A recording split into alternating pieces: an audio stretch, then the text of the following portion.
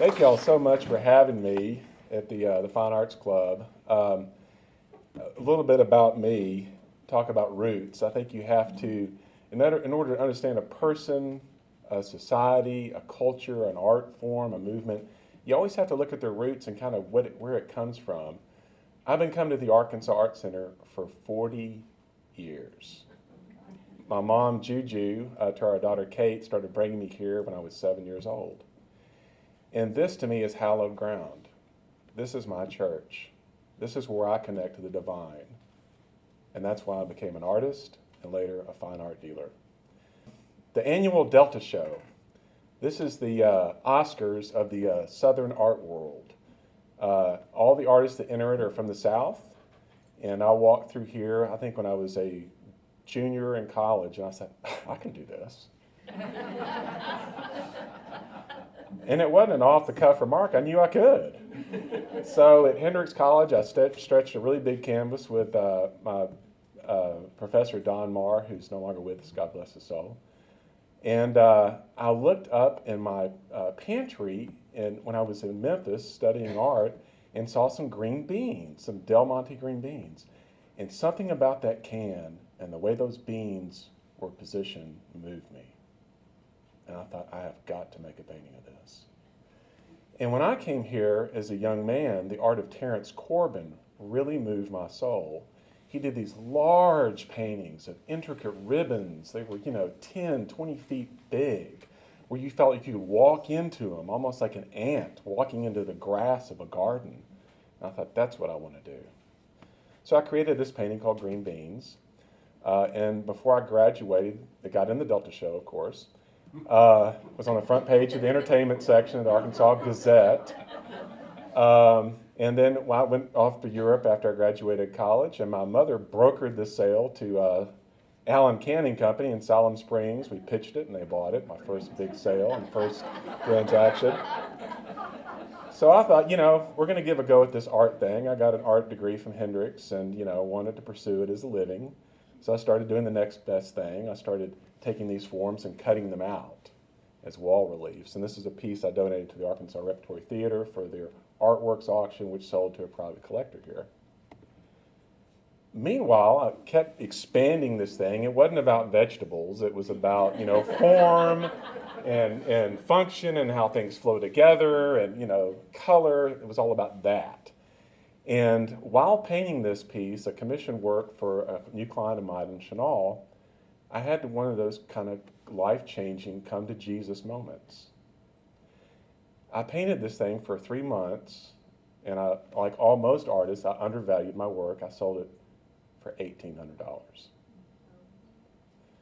And I'll never forget it. I was in my studio in my apartment. I thought, I can't have a wife, a child, the type of lifestyle that I want doing this. So I'm going to be doing something else in my life. I don't know what it is yet, but it's going to involve art and making a good living. And that was my goal. So in 1995, I opened up Greg Thompson Fine Art Consulting and Brokerage. I didn't have a gallery, so legally, I couldn't do it out of my house because of zoning laws and stuff. So I got the bright idea of why not go to the collector. First person I called was Charles Morgan, the president of Axiom Corporation, good friend of my mother's. And Charlie said, call Susie. I said, Susie, my name's Greg Thompson. Charlie told me to call you. I got some great art, some of the best art in the state of Arkansas. Do you need artwork for your building? She said, yeah, come see me. So this is almost 20 years ago. We didn't have laptops and computers. So I bring this big, ancient slide projector that literally weighed 50 pounds, plopped it on Susie's desk, and by that time, I had gotten all these great Arkansas artists. I'd call them up, after work, 6 o'clock. Hey, Al, I'm opening up art brokerage, company. What's that? I'm going to sell you art. Are you interested? Yes. So I, would show Susie the slides, and she picked out 4 or 5 paintings for Axiom, my first corporate sale. I made more money in one day than I did a whole month being a graphic artist at a building company. I thought, I can quit my job. So these are just some of our satisfied clients in the greater Little Rock area that we've had the privilege of working with. Stevens Inc., Crystal Bridges, of course, the Arkansas Art Center.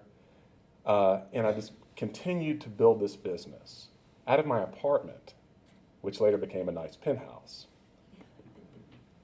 The second, the most important business decision I ever made in my life was to open up my business. The second best decision I ever made in my life was to marry this beautiful woman here. So I had to give up the penthouse. And it was nice, too, let me tell you what. So, whoops. So, Anna Mary and I were sitting on a park bench in Argenta, looking up at a building, and she said, honey, why don't you open up a gallery? You know, Annie's the brains in this business, I'm just the brawn. And I said, honey, that's a damn good idea. So we called a good friend of ours, Stuart Mackey, known since, childhood. He brokered the deal, and we opened up Greg Thompson Fine Art Gallery in 2009, and haven't looked back. There was a need for a gallery that showcased exceptionally good artists from Arkansas and the South, and also modern art that you could, had to go to New York City to get. No one else was doing this in Arkansas. A lot of the galleries in Arkansas were kind of like gallery/frame shops, so you could go get your diploma framed and maybe buy a piece of art. We don't frame anything at Greg Thompson Fine Art. We take care of our clients, and we help you collect the very best and what you want. So let's talk about the Southern experience. Let's talk about our roots as Southerners, because we're a very unique culture down here. And I love the South, and I'll never leave. And that's why I opened the business down here. There is a national fixation with our area of the world, and this can be exemplified from the success of publications like Garden and Gun. And if you haven't read this magazine, go out and buy it. Better yet, get a subscription. It is the National Geographic/Harper's Weekly of the South. Where to go eat in the South for good food, good music, good writing, and good art. It won a National Magazine Award for Excellence in 2011, and we are current subscribers. What is the South?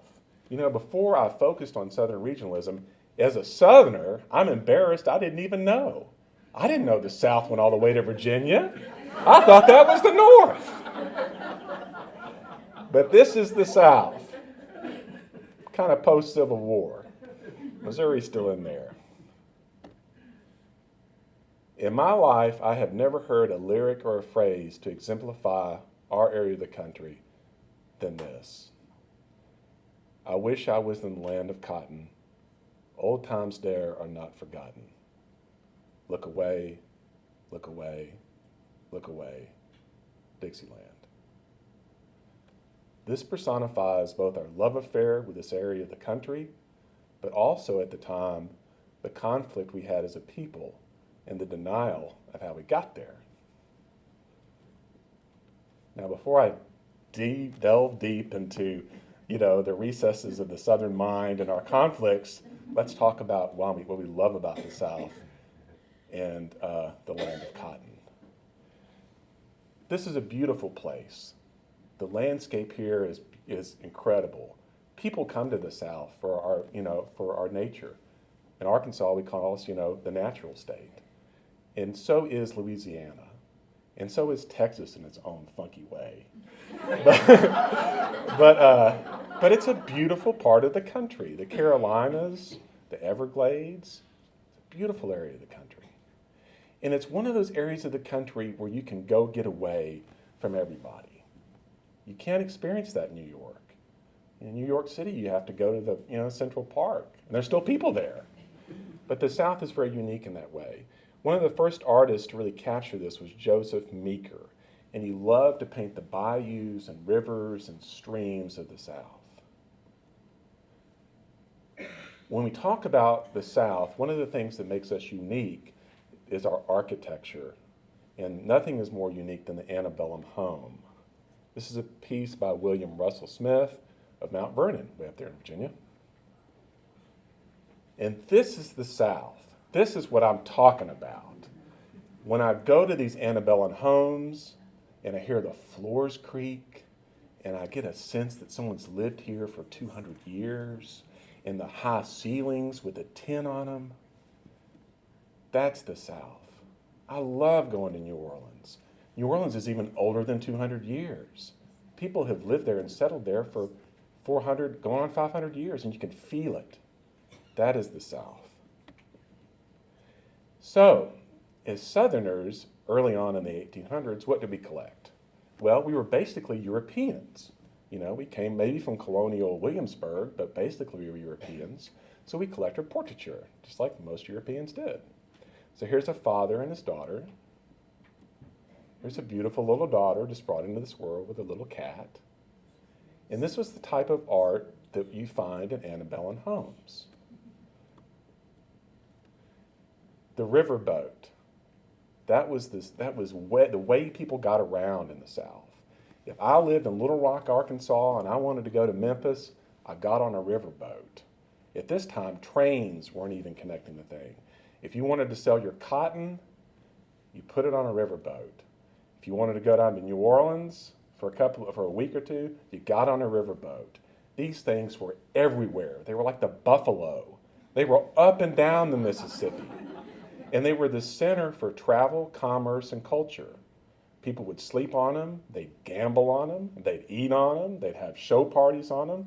You know, these were the cruise ships of the South.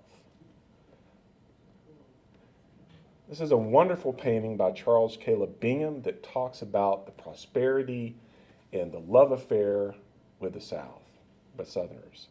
These are some flat boatmen in a port, collection of the St. Louis Art Museum. But how do we get there? See, that's the thing.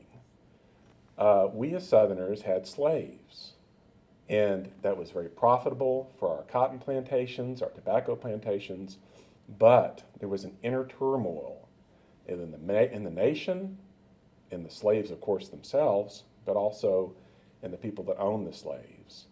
And we never really dealt with this. So when you say, look away, look away, look away, Dixieland, that's what you're talking about. This is a painting by Thomas Noble called The Price of Blood.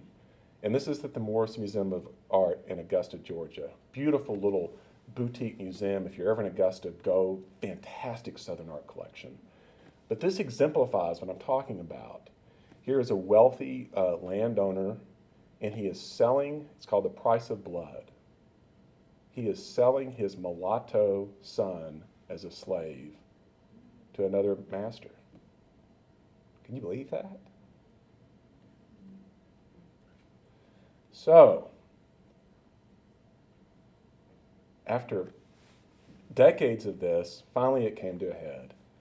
And the other song that I like, besides The Land of Cotton, is the band's The Night They Drove Old Dixie Down. So what happens? So the North says, you shouldn't have slaves. South says, that's our right to do that if we want to buy them, work on our property. It's a good way to make a profit. Long story short, we all know the Civil War erupts. The bloodiest war in our nation's history. Over 500,000 people, young men killed.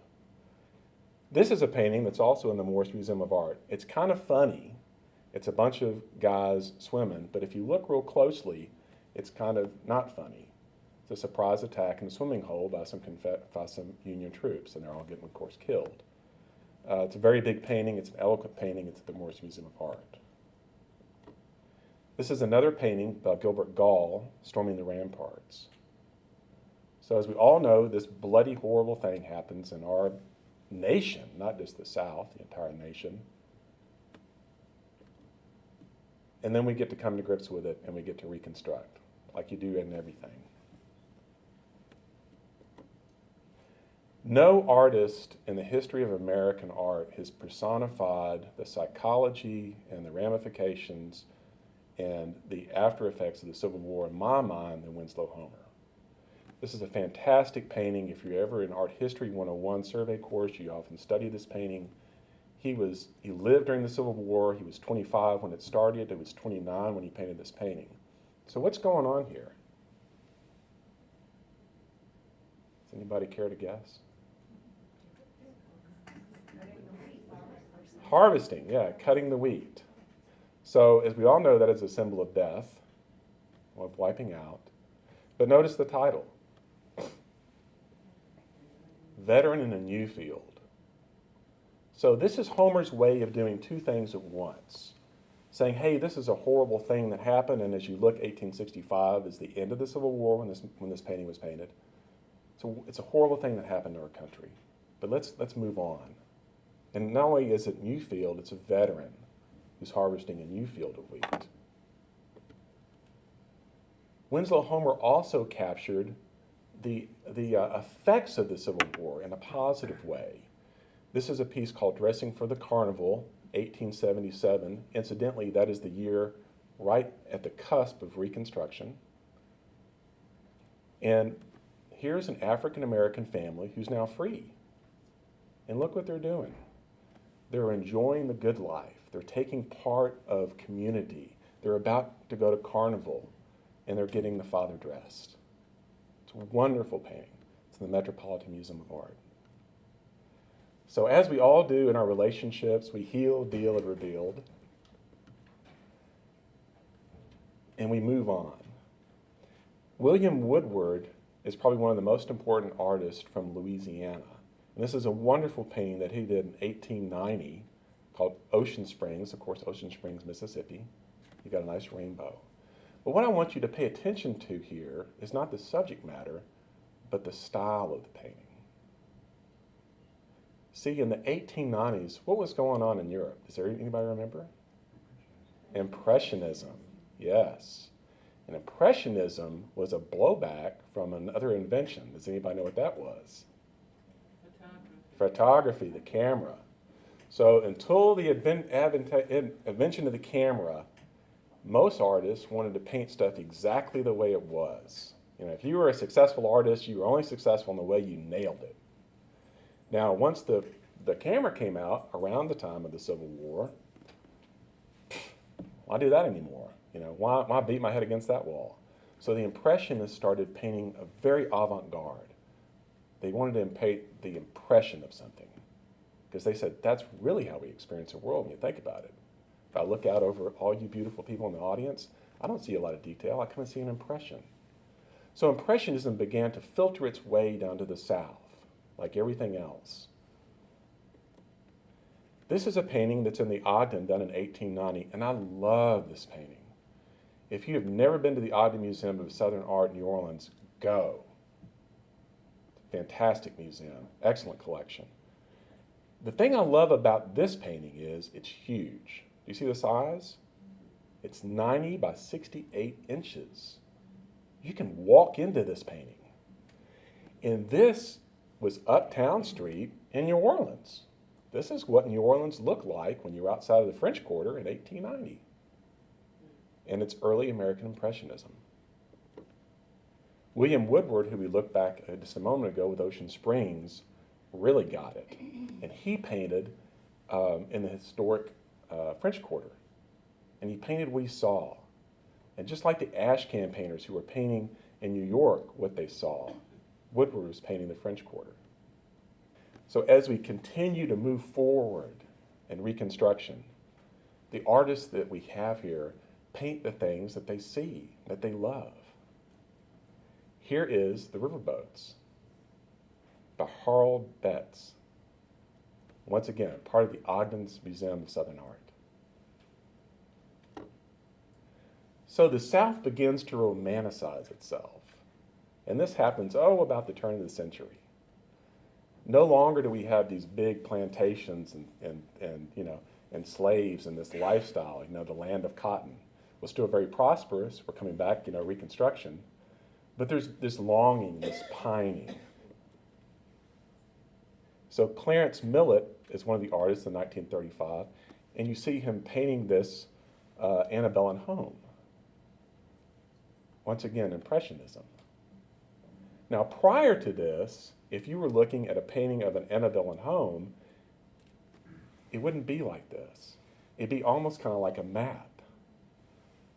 And you've got, the plantation here, you've got the little outhouse, the outlying houses, the slave quarters. But once again, the art style is changing, it's evolving. Our favorite son, Adrian Brewer, does everybody know who he is? Once again, here in Arkansas, does everybody know what this is? Big Rock, right across from Brave New Restaurant. I love this painting. This was in a major retrospective of his work here at the Arkansas Art Center about 20 years ago. Fantastic painting. Here we have Eudora Welty, probably the most important photographer in the South. And what's she doing? She's pining. She's looking at this beautiful ruins of a Windsor antebellum home. But she's also, in a way, celebrating its decay, as all things do in life. Flowers, people, civilizations. We come up, glorious moment, we go down. It's the cycle of life. About 1935, a couple of things happen. We're coming out of the Depression, and Roosevelt implements the WPA movement and starts paying artists to work. Massive commissions happen in post offices and government buildings. We're building dams, etc. Maria Hull was probably one of the most important painters in Mississippi, and she painted what she saw. She saw tenant workers and sharecroppers. That's what she celebrated, just like the ash can in New York, who painted the Bowery bombs.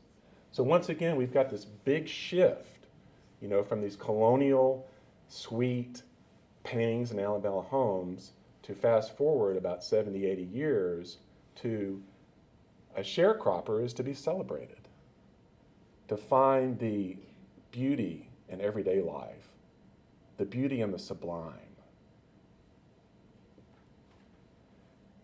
Thomas Hart Benton. I can't think of a more important Southern artist. Did my senior thesis on him at Hendrix College. We now sell a lot of his original work. I'm always tickled to death when we sell one.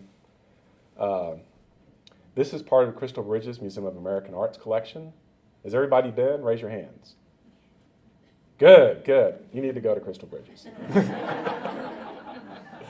An incredible. Nothing has happened like this in my lifetime. I used to say aside the Getty, and then I went to the Getty, and the Getty ain't got nothing on Crystal Bridges. This is, I think one of the magazines, Forbes or something, rated it one of the top 10 wonders of the world last year. We are so lucky. I pinch myself every day that we have this in our backyard. This is a painting by Christopher Clark, also in the Ogden's Museum. So once again, these aren't slaves. These are free men having idle time. And what are they doing? They're shooting some craps. I love this artist's work, and part of the WPA 1936, 1940 movement, which I'm just crazy about. This is John McCready. He was born in Mississippi, lived in New Orleans. I'm crazy about this artist. Had a very short life, 50 some odd years, but all his paintings are so intricate and fabulous and funny. This is Swing Low, Sweet Chariot. And as we can see, the angels are coming down to take away Grandpa, and the devils are showing up to try to get their 2 cents in. This is typical John McCready, tongue-in-cheek, Southern regionalism. This is another very important artist in Mississippi, Richmond Barté. And let me tell you, if you haven't, who's been to the Mississippi Museum of Art in Jackson? Raise your hands. Those of you who hadn't gone, when you go to Jackson, for the love of God, go to this museum. It is fabulous. They have an incredible collection. This is part of their collection. So Richmond Barté has 2 important things going for him that we're going to talk about today. First, he's one of the first African-American artists producing in the early 1900s. And what is he producing? Things of elegance. This is called Pharrell Benager. Do you know who that is? He was a dancer in Paris who performed, at these wonderful cabarets. Frank Lloyd Wright commissioned him to do pieces for his homes in Chicago. And we don't see a slave here. We see an African-American man with a machete who's in a form of elegance and dance. William Hollingsworth, also a very important artist in Mississippi. I think the Ogden has a show of his work right now. This is a piece that we sold to a private collector here in Little Rock. And I love this piece. It's called Good Neighbors. And once again, Hollingsworth is typifying the South. We have African Americans here on a Sunday afternoon, dusk, shooting the breeze, swinging on the tire, part of the community. The WPA and Off to War We Go. So this is a classic WA piece. This is by Joe Jones. He was from St. Louis, Missouri. Big exhibition of his work at the Dixon in Memphis. Has everybody been to the Dixon Museum of Art in Memphis? Raise your hands. Good. Another boutique museum. Not necessarily a Southern art collection, but a Southern museum, and has some good shows. This was a fantastic one. This is called The Threshing, and it was commissioned in the WPA program for the post office at Magnolia. Once again, showing the prosperity, the abundance. There are very few paintings that I know of that really deal with the whole war thing, because a lot of the artists were going off to war. This is a piece by Richard Wilt, who did not go off to war, called Farewell. And I love this painting. Haven't we all seen this scene, this romanticized scene? You all seen that movie, The Jerk, with Steve Martin?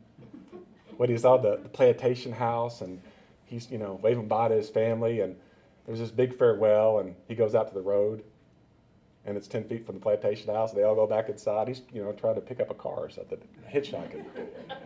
Yeah, this kind of reminds me of that.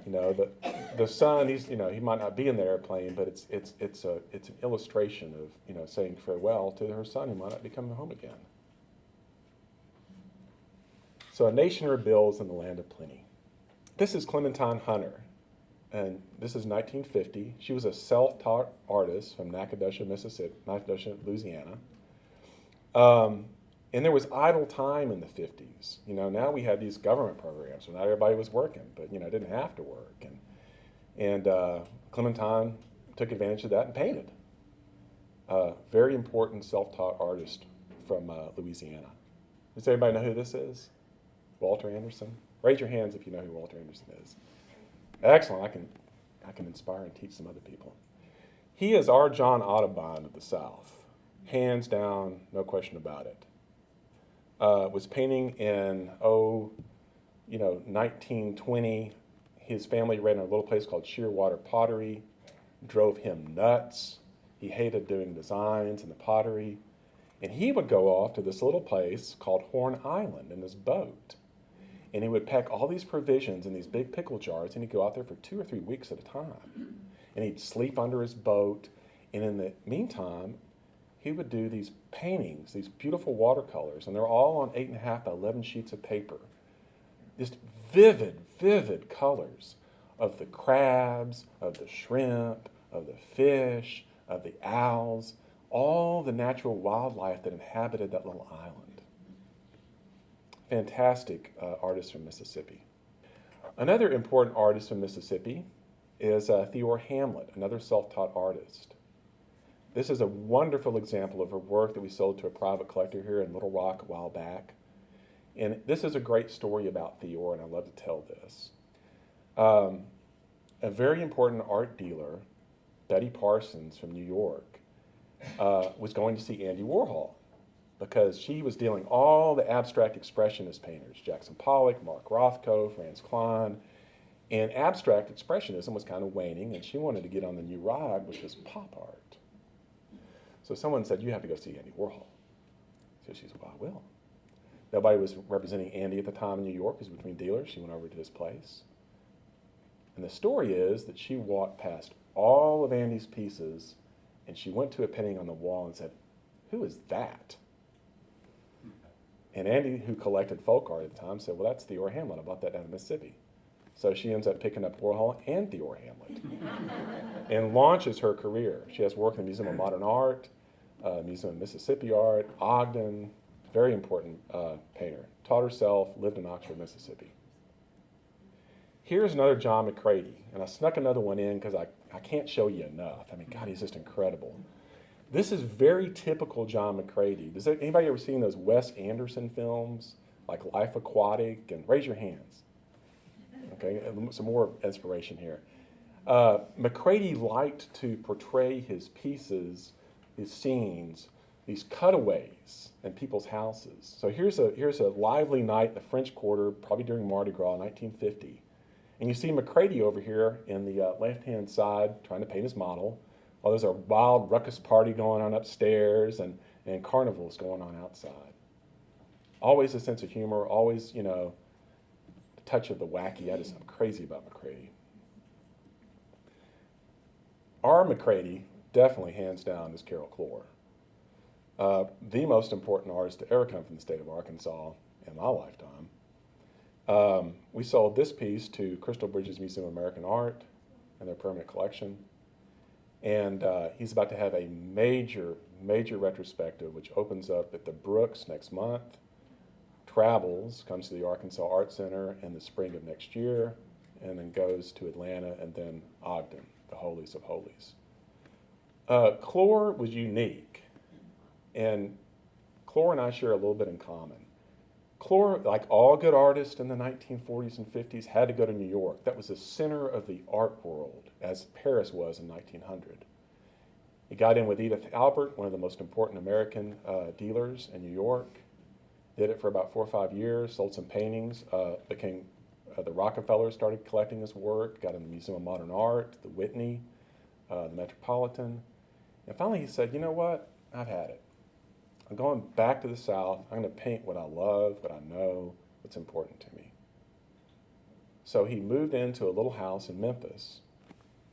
We shared dual citizenship with Clore, and began to paint what he knew and loved. And this is a piece that we sold to a private collector in Memphis called The Bridge Over the Bayou. And if you ever take the old highway, the old Memphis highway, which sometimes you have to do now because there's so much construction in and around Brinkley, take it. It takes 15 more minutes, and this kind of stuff you just see the whole time. It's a South that's kind of forgotten because somebody built the highway there in the 1950s, but it's still there. You know what? I love this place, and as we've moved as a culture and as artists, we just get better and better and better. This is another one of my favorite artists from the South. This is Douglas Bourgeois. He is from New Orleans by way of Mississippi. I am crazy about his work.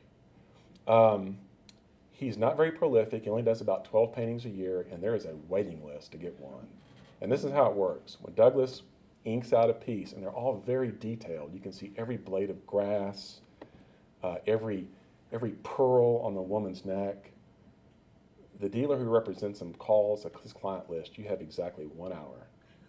I'm kidding you not, to make a decision. You either buy it or you don't. And if you don't, he moves on to the next one. And he usually sells it to the top 3 people. Does anybody know what an Indian tonka is? Raise your hands if you know what a tonka is. I too had no clue what that was until we had this Indian mystic show at our gallery with a friend of mine about 2 years ago. In India, they paint these things called tonkas, and they're very delicate, very minute, almost like watchmaking. Every blade of grass you can see, everything's meticulously painted, and Bourgeois is like that. I just love his work. You can't talk about the South and you can't talk about Arkansas without talking about this nut, Roller Wilson.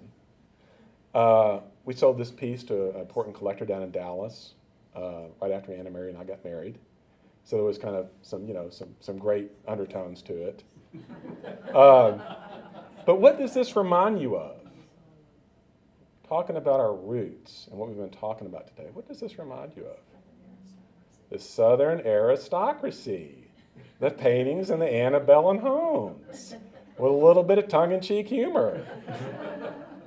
That's why roller is so darn famous down here.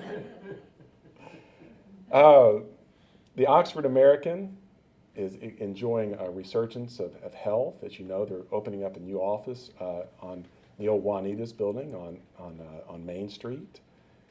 This is their cover their annual publication, Best of the South. Not only is it a fantastic literary magazine, but they couple it with great art to illustrate every story. This is Gary Bolding from Conway, Arkansas, one of our artists. We sold this to a very prominent collector in New Orleans. Graced the cover of their magazine a couple years ago. Bill Dunlap, as we all know and love, spoke, I think, a couple of months ago. So Bill Dunlap, more than any other artist that I know, typifies the whole importance of roots and what he paints and why he paints it. A lot of times I've heard him described as an archaeologist of the South. He has all these images of cotton gins, of Tennessee walking hounds, of cotton fields. Here he has the word Mississippi almost engraved in the painting. What do y'all think about this? Pretty cool, huh? This is John Hartley, an important artist from Texas who we just picked up with our help of our associate director, Jennifer Lee. Where are you, Jennifer? There you are. Jennifer introduced us to John and Daniel Blagg. And at the moment I saw this guy's work, I thought, wow, this guy had something going on. Very undervalued. Not anymore. Of course, we picked them up. We raised his prices.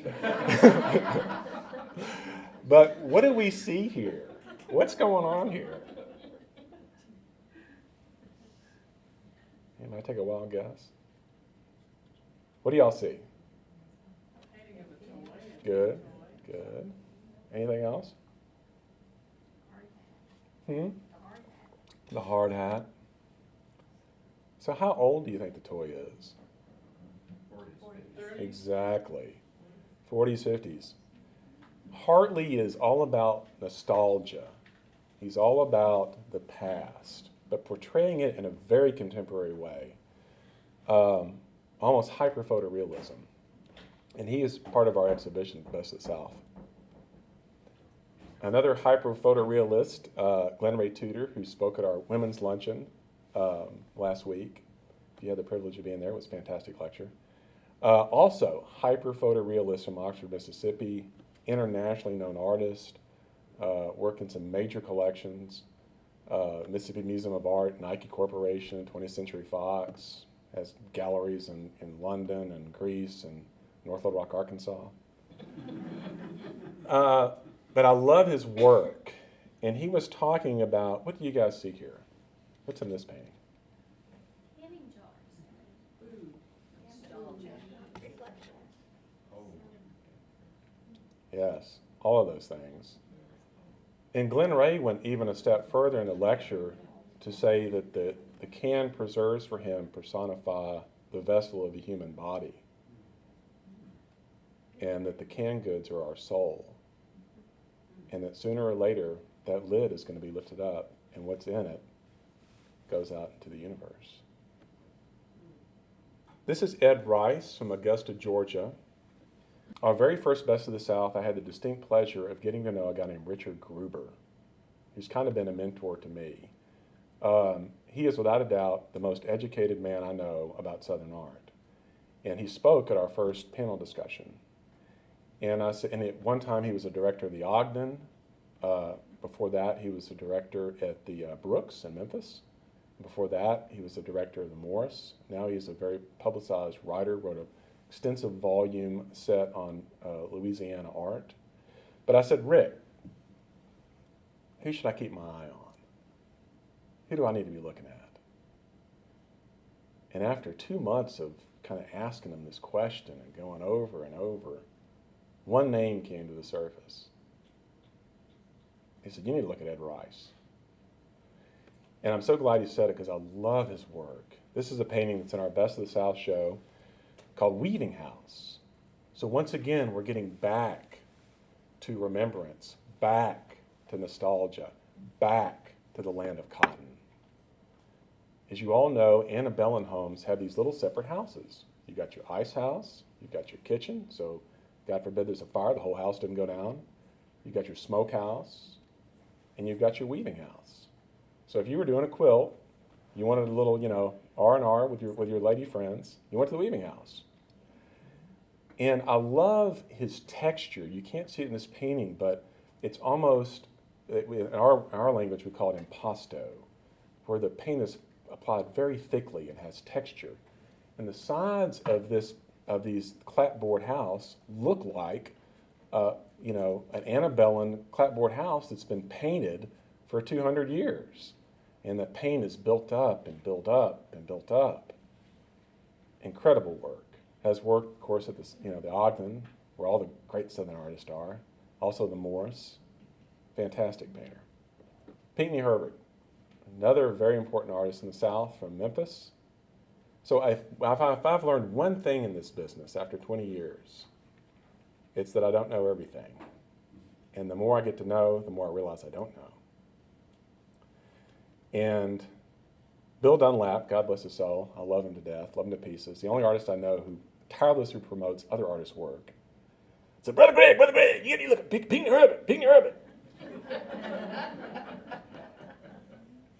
You do good, Bob. So I kind of went in one ear out the other, okay, Pinckney, And I'm up at Crystal Bridge and I'm talking to David Houston, who used to be the curator at the Ogden. And I said, keep my eye on anybody? Yeah, you need to look at Pinckney Herbert. It's completely independent from my conversation with Bill Dunlap. So whenever that happens, I pick up the phone and I call somebody. So we picked up Pinckney a couple years ago. Fantastic artist, also incredibly undervalued. The contemporaries are coming to our gallery this evening for a cocktail party, and I'm going to be pushing him. Why? It's in the collection of the Arkansas Art Center, the Brooks, the Dixon, the Ogden. This is a painting that's 41 by 29. It's a pastel on paper, work on paper. It's $3,800. Very important artist. So when you collectors say, what should I look at? If they want something cool and hip, Pinckney Herbert. Robin Horn. I've loved this artist's work from the moment I saw it 30 years ago, and I still love it. And what a big coup for us at our gallery when I found out that her dealer was closing her doors. I picked up the phone immediately and called Robin Horn. Love her work. Fantastic human being, very involved in our community, but a very gifted and talented sculptor. This is called Slightly Off Course Again. She has work in almost every major museum in the United States that collects craft. The Metropolitan, the Ogden, the Smithsonian, the Arkansas Art Center, the Renwick collection. Very well respected on a national scale. We're so lucky to have this sculptor in our midst. I'll end with this piece. This is John Alexander. He is from Texas, now lives in New York. Very important regional painter. This is called Sasquatch and the Beau de Belogue. This was in his show with Walter Anderson down in the Ogden. It's an important private collection in New Orleans. So what do you all see in this piece? What's going on here? Trapped? Someone said that? Yeah. Energized. Energized. That's a great word. I love John's work, and Townsend did too. There's several works of paper in the permanent collection here and at the Arkansas Art Center. Also has important work at the Metropolitan, the Ogden, museums all over the country. Very important artist in the South. So in closing, our exhibition, Best of the South, I've got to give a little plug here for the gallery. May 16th to July 13th, please come by. It is a fantastic exhibition. Very excited about it as always. And thank you so much for having me today.